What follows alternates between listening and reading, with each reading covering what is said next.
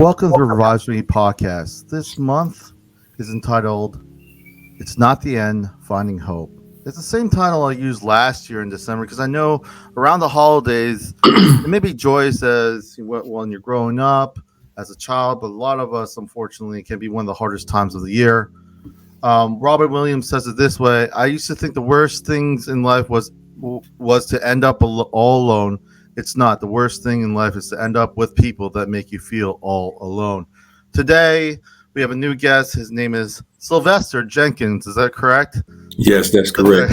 Thank you so much for coming on and sharing your insight with us and to just add to the discussion. I really appreciate you coming on and taking your time with us. Well, absolutely. I greatly appreciate the opportunity, Robert, and I'm looking forward to this conversation that we're going to have today. No problem. I'd like to give a disclaimer for those who are listening, watching in the States. I do encourage those around the world to find what resources, because resources are different. I always say, especially in my line of work, working in the mental health field, that, I don't like to reinvent the wheel. So whatever work that's positive, do it. If you used to like music, if it's positive, something like that, I would encourage you to find those resources that are out there. I always say people say it better than me, Sylvester, and that's usually the case. Horacio Jones say it this way. He says, instead of saying I'm damaged, I'm broken, I have trust issues, I say I'm healing, I'm rediscovering myself, I'm starting over. What comes to mind when you hear this? That's a great question. So what comes to mind when I hear that, it's a famous quote by Bruce Lee. And the quote says, the word we cast are spells. That's why it's called spelling. That's pretty good. A lot of people are kind of intimidated. I use a lot of quotes, but I never heard that one. So that's pretty good. Yeah. So a lot of times I think how we define words and how they relate to us, because you see the guy, on paper, you may be damaged, you may be broken, but he's like, no, I'm not going to look at it that way. Because He gives you the grace and the process to heal. Because if we're really being honest, we're all there's a lot of things unfinished in our lives. They continue to be unfinished. Right. And if we're going to be this completionist, we may be more discouraged in those times of, when it's very low. And Sylvester, you're a new guest. And a lot of times I like to give the opportunity, because a lot of people listening like to know a little bit about yourself. So whatever you feel comfortable with, just want to give you an opportunity to share about your story and what brought you and why you do what you do. Absolutely. So my name is Sylvester Jenkins III. I'm originally from Columbus, Georgia. I have to say I'm no stranger to adversity. My past was a mess. I grew up in a low-income single-parent home, gang and drug-infested neighborhood. By the age of 13, I was an aspiring drug dealer, a gang member, and an occasional thief. I suffered from identity issues, emotional neglect, low self-esteem, and looking for a sense of belonging. I failed multiple times in school, even the ASVAB, the test to get into the military. I failed that 4 times. Now, at this point in time in my life, I really didn't feel like I was important enough for God to give me a gift. Mm-hmm. I felt completely broken. I was always desperate for the approval of others. And after my 21 years of service in the military, I was diagnosed with PTSD, anxiety, and depression. So I suffered acrimonious divorce during the time frame that I was in the military while I was deployed in Iraq. And I dealt with so many storms that I felt like I was completely lost hope. And I didn't see the light of day. But I never gave up. I never gave up hope. And I've been able to turn my mess into a message, a powerful message that has been able to bring others to continue to fight, to continue to know that there is a way and that they do have a future, and that their start doesn't determine their finish. I've been able to do that not only through books, but I have also been doing that as a professional speaker. So that what kind of led me into what I'm doing today. And it's been a rough ride, but overall, I'm blessed for the journey. I love how you said, you kept going. A lot of times, it's not the monumental steps that at least from my experience, because everyone has their experience. It's just little steps. When I'm like, I woke up, I'm like, that did not go well or whatever. And, I say to myself, I'm going to try again tomorrow. it's not. Sometimes we're thinking like, oh, I made this huge step. Sometimes it's the little steps that matter. Those little steps that say, shit, that didn't go well. That did not go well. I'm gonna try it again tomorrow. The thing is, the second part, the ladder, is the most the important part. And I feel it's inspiring because not so much the correctness. Sometimes we get caught up in the correctness. It's that you're still here. A lot of times people have said, "What makes you?" I'm not a father, but my brother is. Like, what makes you a good father? A lot of times it's showing up. We don't. Like my brother says, just being there, and really, in our own recovery, it's being there, being present. Yeah. So I can't speak for fatherhood, but I could speak for the idea of, accountability is not a bad word when you are in a safe place. Providing that safe place is being around positive people and then growing towards that. Mark Twain says it this way: the worst loneliness is to not be comfortable with yourself. Yes. You can be around a million people. People can say you're awesome sauce, and you feel miserable. You want to be alone. You gotta feel that. They're like, oh, you're so fun and lively. I'm miserable. I want to go home. I don't want to be around anyone. And it's. I think that's what's tricky about loneliness. And it's okay to be alone but loneliness is complicated. It's internal. So anything you want to add, anything you want to share along those lines, it is inspiring. I do appreciate your service. I was actually in the chair force. I joke about this. I was in the Air Force, but I do appreciate your service. I just want to share Thank you. I greatly appreciate it. So when you speak on that, just being uncomfortable with being yourself, I think about if you don't love yourself or you don't accept yourself, you'll struggle to receive it from others. Mm-hmm. And to really feel comfortable with yourself, you have to be real with yourself. Mm-hmm. When we live our lives looking for others' acceptance, we find ourselves in a position where we'll always feel uncomfortable. Mm-hmm. Just add discomfort for a long time in your life, regardless of whatever you're doing. So you truly have to just accept who you are and just start to love yourself. Mm-hmm. And it's just having those, like I said, those internal talks. The idea is, it's those baby steps, and it's really just saying, I struggle with this. And then you actually have some real conversation. Why does this bother me? Why am I struggling with this? And it's just self-discovery. A lot of times I know the idea of if your positive affirmation only stems from someone else saying something nice to you or something gratifying, it's not sustainable. How can you sustain that? You're gonna have to have the person there. Always kind of in that same situation, and it becomes you don't even see your life in a complete picture. It becomes more impulsive, and then at the very least, I would say that maybe you could share a little bit more. It doesn't allow you to actually see what's really happening. You don't get to step back. At the very least, you may be in the right track, but you wouldn't even know because you're too concerned about how other people saw or see you today. So. Right. Comparison is the thief of joy. And comparison will keep you out of rooms that you were supposed to be in. I touch bases on this a lot in my book, From Comeback to Comeback. And I speak about the inner critic because my inner critic was telling me that I wasn't good enough, that I was unworthy. But your words that you speak are like seeds and your mind is like the garden. And we are the master gardeners.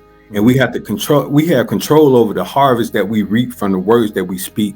And we got to continue to reaffirm ourselves throughout the process of this journey called life to let ourselves know that hey, it's okay to not be okay.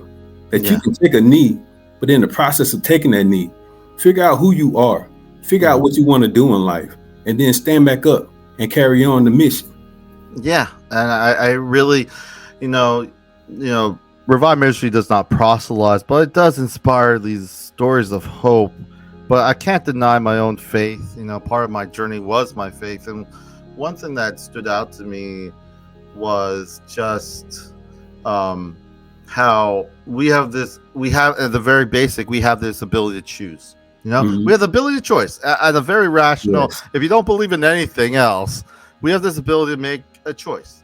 But unfortunately, what I've seen in myself, I don't know, and a lot of times we have those choices done for us. We kind of project our choices onto others, and at the same time, it provides us a more very uncomfortable and maybe sometimes even damaging situation. But your choice, like you said before, if you don't respect your own time, no one else will. Right. No one else will, and it's kind of weird because it's not. I tell my clients, you have to be selfish sometimes. You have to take time for you. It's not, I'm Yes. going to do 50 million things today. If it's a problem that's been happening for 5 years, it's not going to be solved by you trying hard Right. in a couple of days. Right. Right. So Yeah. I do really feel what you're saying. And when people listen to this, it'll be in the middle of holiday season. And everyone's at like, I need to get, they may be overspending, they may be overindulged. They're just really trying to make this holiday the best holiday ever. And Right. like sometimes it's just not taking account for your own self care, your own health. Right. Right. I believe, for me personally, Hmm. I found myself where I had completely lost myself.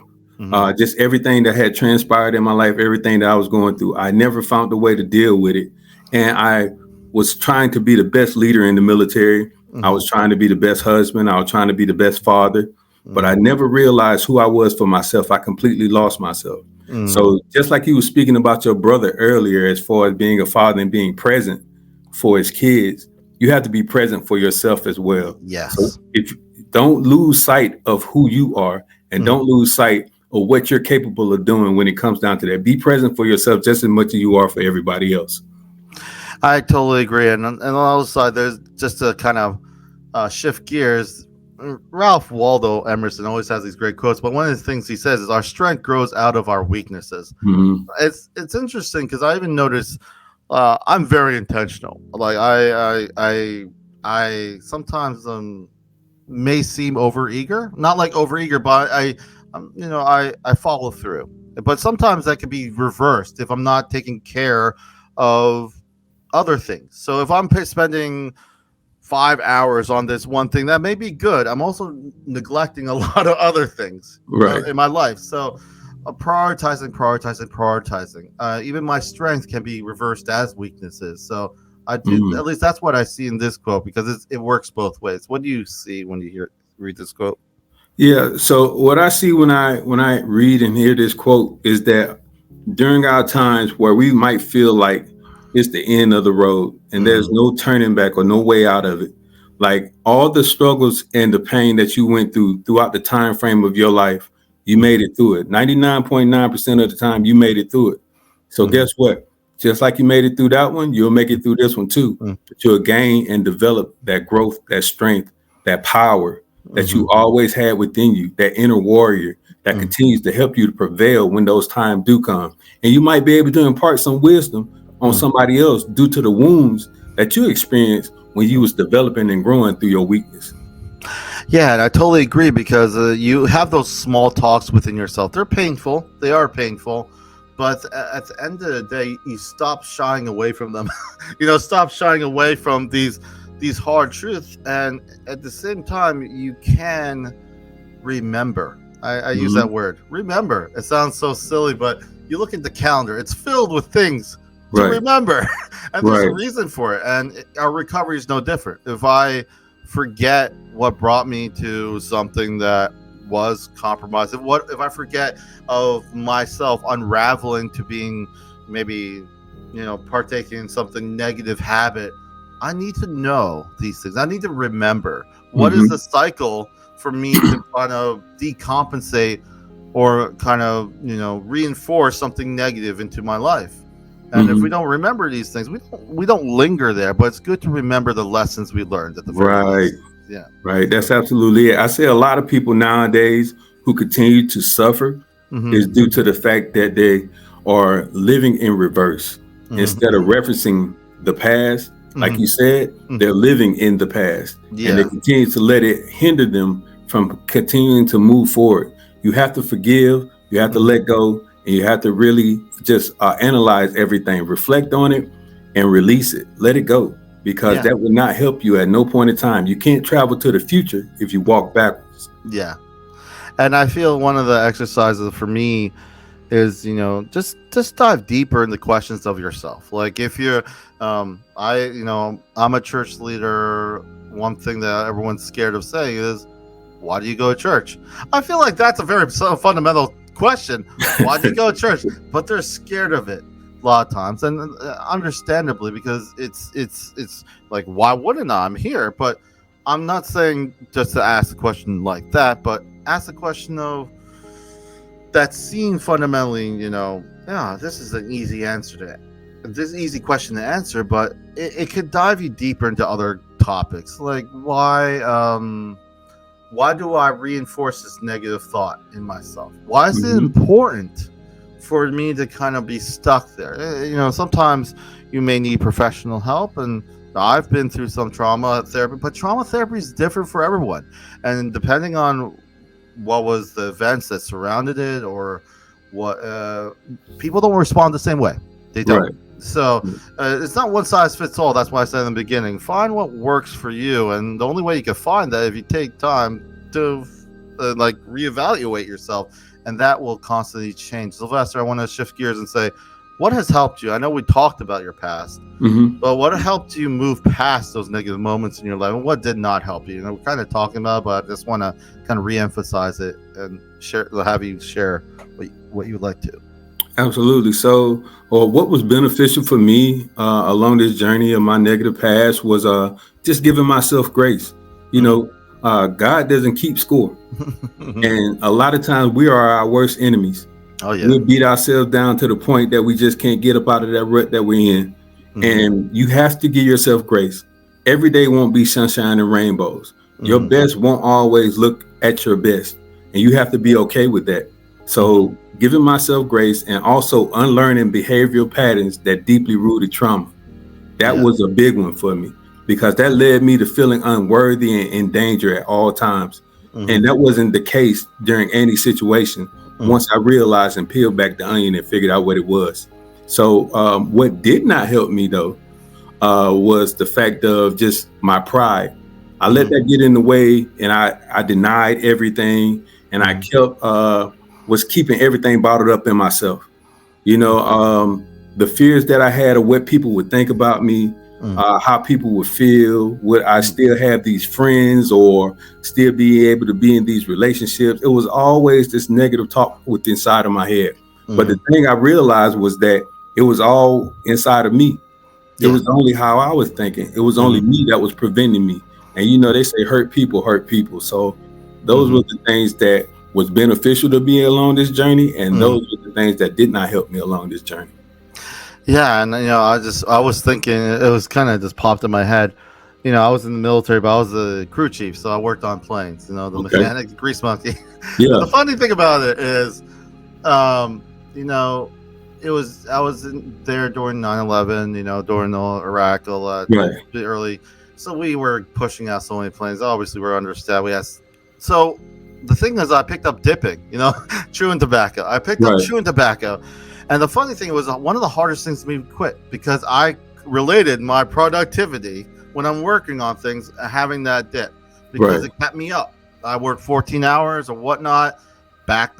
No, no, no, Right. and sometimes it was one hard thing to kind of unlearn, because I related my value and productivity by having that. I felt I was sharper with that.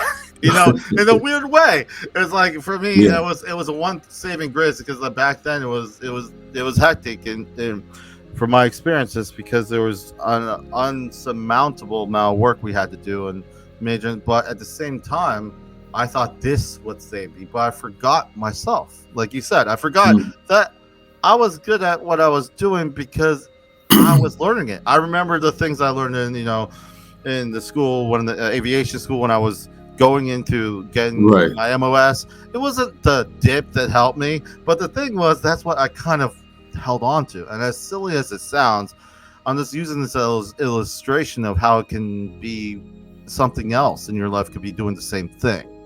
Absolutely. You attach it to something like, I can only be this good with this thing. And you kind of, for me, I'd ask the hard question. First, I'm not in that same scenario. I'm not working 14 hours on an aircraft getting yelled at. No, I'm not. So at the same time, it doesn't have the same environment. Second, I'm valued because I'm able to do the work, not because they gave me dip at basic training to make me do the work. It's, you know what I mean? It's kind of funny, but we kind of attach these things. So I thought that was a funny, but I guess relatable, because nicotine, even smoking, is hard for people to quit. You know, right, absolutely. It's nothing to frown against. A lot of people who never done it, is very easy for them to say, how can you not quit? That's disgusting. Right. You know what I mean? Right. Yeah. Yeah. So it's just something to keep in thought. My wife has this book called Untranslatable Words from Different Countries. I'm going to murder this one, but it's Meraki. It says, pouring yourself wholeheartedly into something and doing it with soul, creativity, and love. I always ask my clients, what do you like to do? What do you have a hobby? And they're like, what? I'm allowed to have a hobby? Yes, you are. You're allowed to have a hobby. My friend, he has a hobby with fish tanks, and I used to thought, man, that's a lot of work, because those things are heavy, you know, the 300-gallon. But he loves it, and I'm like, now I get it, because I have my own hobby, and part of it, I would say Revive Ministries is my passion, but there's other hobbies. I like gaming. There's music. I love music. Right. Just kind of figure out what you do, and sometimes even those little tangible kind of creativity, just like it was saying in the other quote, can be part of you finding yourself. Yes. So anything else you want to say on those lines, or anything that you found that was helpful? Has a hobby helped you, or has being creative in your own life been helpful for you? Yeah. So what's been helpful for me was I started journaling. And initially, I thought it was, something that was just for girls. I won't sit here and lie about it. But when I started going to behavioral health, going to therapy, they suggested that, hey, you start writing down everything, all your thoughts, everything that you experienced, your day-to-day life, and so on and so forth. And once I started journaling, this is how my book came about, honestly, through journaling. And I would write down everything from start to finish, where I came from, how I was raised, all the childhood adversities that I dealt with, just figuring out who I was. That's how I relearned and rediscovered myself by doing that. And it became a hobby for me. Yeah. Not only that, but physical fitness as well. Yeah, and I feel that sometimes we forget that. I remember just music. I love music, but I forgot how much I did love music, because the one quote says, song is only as sad as a listener, per se. Like, a lot of times we hear things and it reflects on how we feel, but there's something very expressive. Journaling, I journal too, but any way for you to be heard. One thing that's very lonely about this mental health, or whatever you're dealing with, substance use or dual diagnosis, whatever it is that you feel very much unheard. And a lot of times you feel no one really understands you. And unfortunately, that's probably right, because the only one who really understands you is you. And it's okay. And the thing is, it's okay that way, because I used to say, siblings don't make good parents. I still say this to the day. Another thing I also say is, those people that you're like, oh, I want to, like, if they say I'm good, you're happy if they compliment you. When things really, hit the fan, will they be homeless there with you? No, they won't. Will they help pay your bills? No, they won't. I know that sounds really harsh, but sometimes we get fixated on, if they feel, get fixated on the approval of others. But the idea is that you need to work and focus on you, because you matter. Yes. Any final thoughts you want to share with us, those listening today? Yes, absolutely. So to anyone that's struggling to survive or feeling overwhelmed, it's time to let go of the old you.